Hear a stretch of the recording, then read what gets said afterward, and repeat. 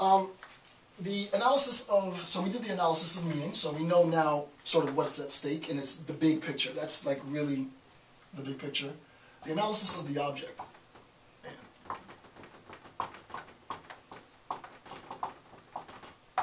And there's a catch-22. And here's how it goes, right? So, and I'll read this slowly and then I'll describe it. So here's the catch-22. If linguistics isolate an individual facet of language, right? So if the linguist isolates an individual facet of language, you lose a systemic understanding, right? So if you isolate just the speech, parole, right? If you isolate just the speech act, then you lose the entire structure that informs the speech act. So if you isolate just a specific part of the language, then you lose a systemic understanding.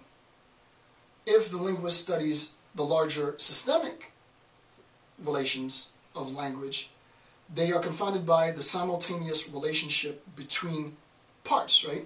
So if I look at language as this huge superstructure, L-A-N-G-U-A, right? If I analyze this as a linguist, and we recognize that S-P-E-E-C-H, if I analyze this, then I miss out on sort of the significance of the speech in this comparative account. If I analyze the speech, then I miss out, I mean technically you can't even really just specifically analyze the speech without understanding language, but if you analyze specifically just the speech, or the text in a philological sense, then you miss out on the structure, right? And that's what was happening, right? The philologists, within Saussure's time, philology has developed considerably, and I might maybe in some future date do an account on just philology. But the philologist misses out on the conditions for the possibility of speech acts, right? And this is what Saussure is sort of bequeathing the philologists, this structure of semiotics, right? But if you just look at semiotics in general as a superstructure, then you don't get down to the individual level. You don't get down to the particular me, the nigger, right, the fag, right? What you have to recognize is all one and the same, right? So when you go through your studies as a student, what you need to do is you need to keep both of these in mind at all times, right? You need to take the individual speaker into account. You need to take, so the individual speaker, if I can draw, right? The individual speaker into account. You need to take the community of speakers into account as a more generalized account. And as an even more generalized account, you need to take the language. And by language, we mean the language via the community, right? The linguistic community, right? Language as understood within the constraints of the linguistic community. And then you see that there's an inherent relationship between the individual human being and the language, the linguistic community, the individual human being and his sort of social relationships. And this is where semiotics and other fields have done beautiful work since Saussure.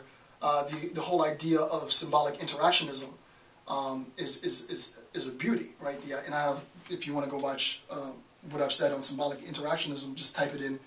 I've done a whole series on symbolic interactionism, but I recognize that my ability to identify myself as an individual isn't just a product of the language that I'm using in a semiotic sense. I mean, that's correct. It's also a product of my social interactions. Why? Because this is the structure, right? And this is the structure.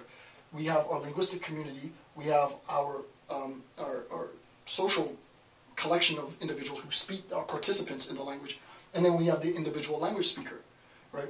So, insofar as I take the word nigger to represent myself in a time where nigger is used to mean that you're lazy and slovenly, well, don't think that if I identify myself as a nigger that anyone's going to take me seriously, right? Because you're saying, oh, you're a nigger? Well, that means that you're lazy and you're slovenly. No, I'm not that, you know. If you change how that means, then I might be something else, but you know, as long as nigger means lazy and slovenly, that's not, because I'm on my grind. If you're a homosexual and fag is used to mean a sexual deviant, and you're not a sexual deviant, You just happen to be attracted to somebody of the same sex, but you're just like any monogamous heterosexual couple. What you do behind closed doors is your business. What do I care? Right? So it's like, no, I have sex with somebody who's my same sex, but I'm not a deviant. Well, you need to recognize that, and this is where it gets deeper. I don't want to broach that yet. We'll have to wait till Lacan.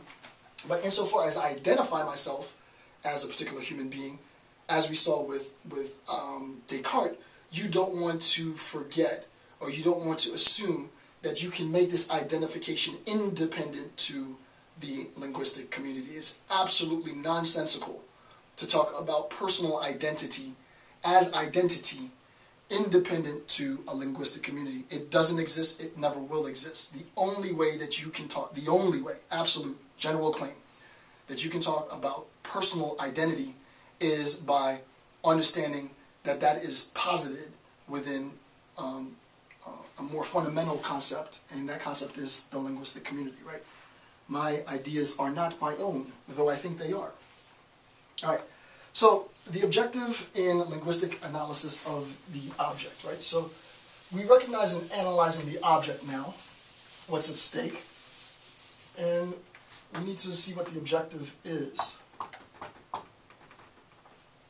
So the objective, the first thing, and this is a quote from Saussure, quote, the linguist must take the study of linguistic structure as his primary concern, the study of the structure as his primary concern, and relate all other manifestations of language to it. Parole to it, speech to it, sound to it, verbal articulations to it, auditory receptivity to it, all other forms, all other things that are parts, facets of language to the study of the superstructure, language proper, right?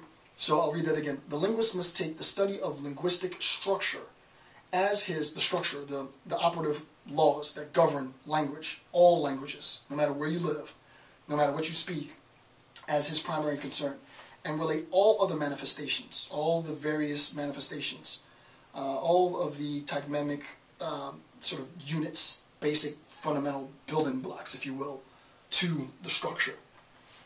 All right.